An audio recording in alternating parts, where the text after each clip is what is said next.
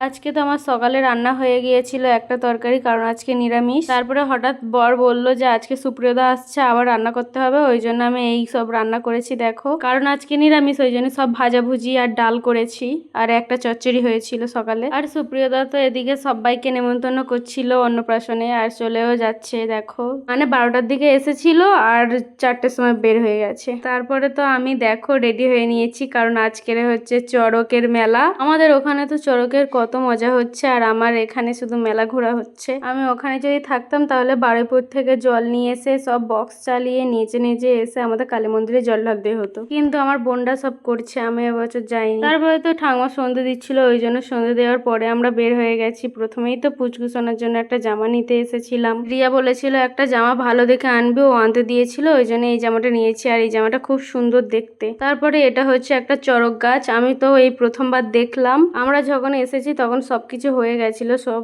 শুধু মোমবাতি জ্বালাচ্ছিল। তারপর লাস্টে একটু খাওয়া দাওয়া করে বাড়ি চলে এসেছি।